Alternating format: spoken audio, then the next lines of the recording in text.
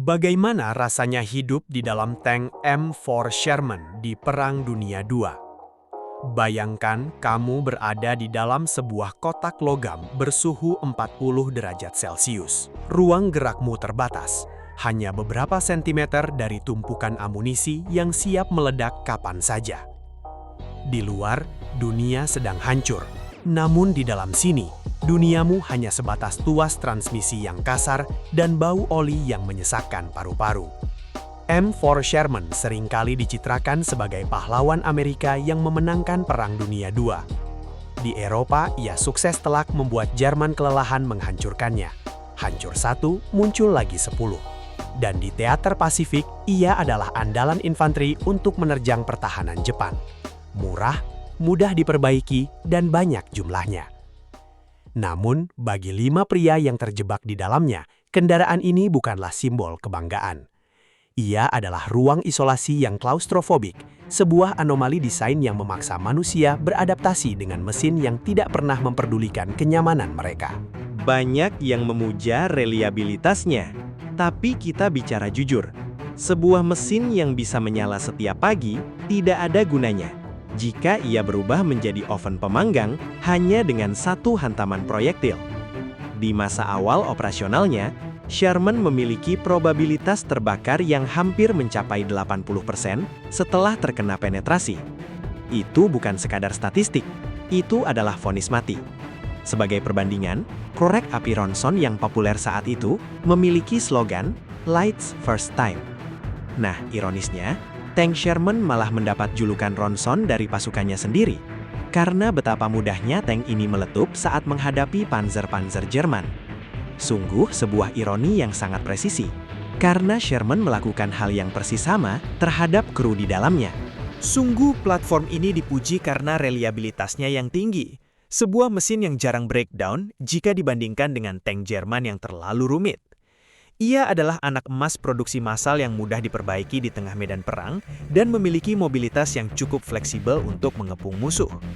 Bahkan, kecepatan rotasi turretnya memberikan ilusi keunggulan dalam pertempuran jarak dekat. Namun, semua kelebihan mekanis ini hanyalah topeng bagi sebuah tragedi desain. Apa gunanya mesin yang selalu menyala jika lapisan pelindungnya bagaikan kaleng biskuit Hongguan bagi meriam Panzer, apalagi Tiger?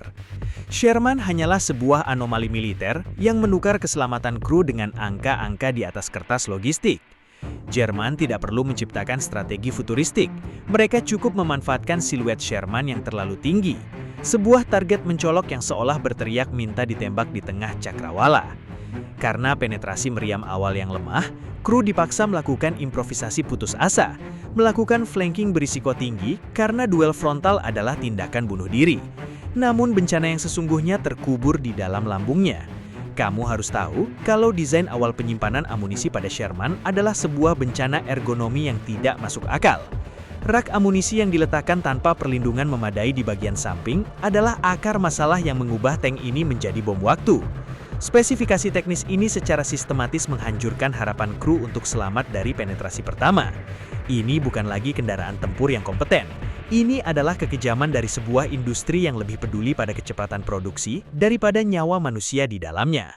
Efisiensi mesin memang prioritas, namun kenyamanan manusia hanyalah catatan kaki.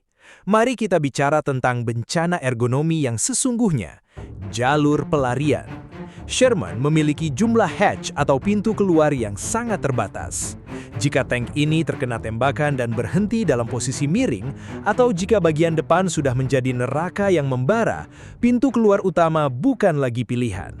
Para kru dipaksa merayap dalam kepanikan menuju pintu darurat di bagian bawah lambung. Di sini, posisi menentukan nasib. Driver dan co-driver adalah yang paling rentan. Mereka seringkali terjebak di baris depan menunggu giliran keluar yang mungkin tidak pernah datang, sementara api mulai melahap ruang kemudi. Suasana di dalam lambung baja ini adalah sebuah parodi kendaraan tempur. Kamu bernafas di tengah suhu ekstrim, getaran yang menghancurkan fokus, dan ruang sempit yang memaksa tubuhmu pada batas maksimal. Namun yang paling mengerikan bukan hanya soal kenyamanan, melainkan kesadaran bahwa tank ini jarang didesain untuk duel satu lawan satu. Doktrin Amerika Serikat memaksa kru untuk sangat bergantung pada koordinasi infanteri dan dukungan udara. Tanpa itu, Sherman hanyalah camilan mengenyangkan proyektil 75 mm dan 88 mm musuh. Ini adalah bentuk ketergantungan yang lahir dari ilusi kompetensi industri yang gagal memberikan perlindungan mandiri pada mesin mereka.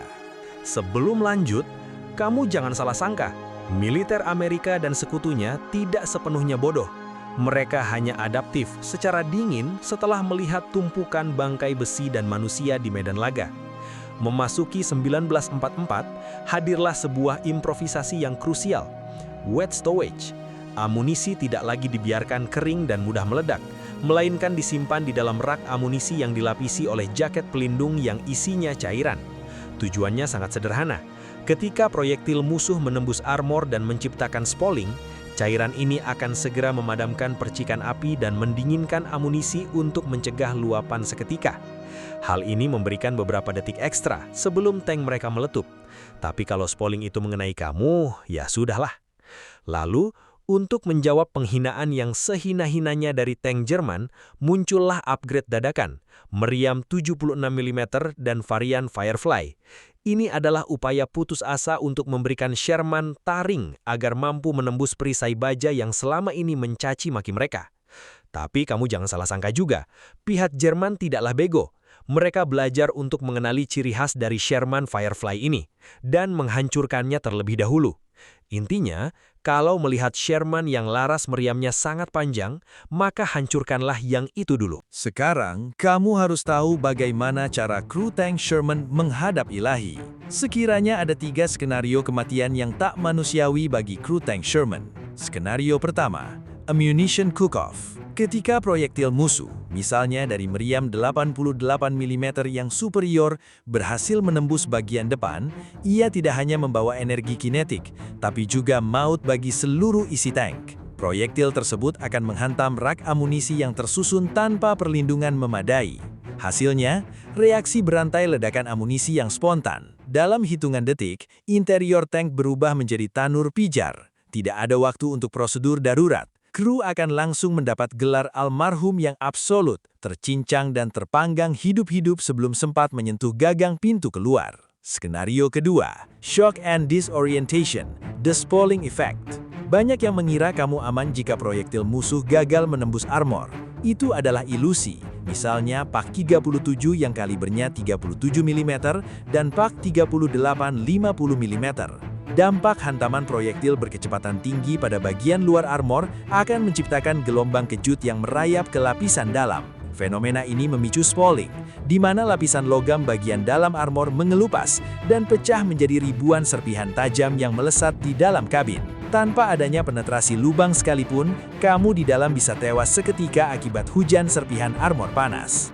Lalu, skenario ketiga, the death trap evacuation. Jika kamu cukup beruntung selamat dari ledakan awal, tantangan berikutnya adalah melawan fisika. Interior Sherman yang sempit dan dipenuhi asap pekat akibat kebakaran akan membuat kadar oksigen drop dalam hitungan detik. Di sini, kepanikan adalah musuh utama.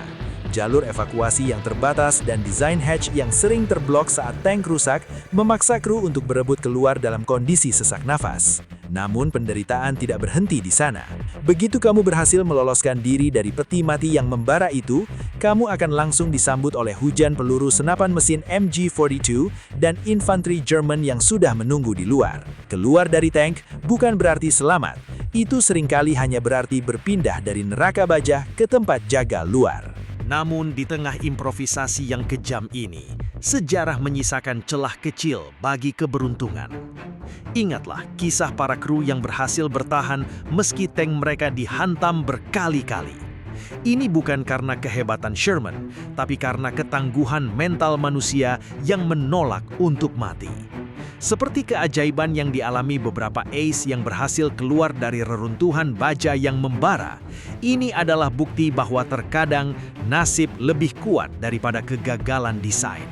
Harapan selalu ada, meski tipis, di antara ribuan paun besi yang siap menjadi kuburan. Pada akhirnya, M4 Sherman adalah sebuah monumen atas pragmatisme yang dingin. Ia adalah alat yang memenangkan perang, tapi dengan harga yang sangat mahal bagi mereka yang mengoperasikannya. Ketika kamu melihat siluet M4 Sherman di museum atau film dokumenter, jangan hanya melihatnya sebagai mesin kemenangan.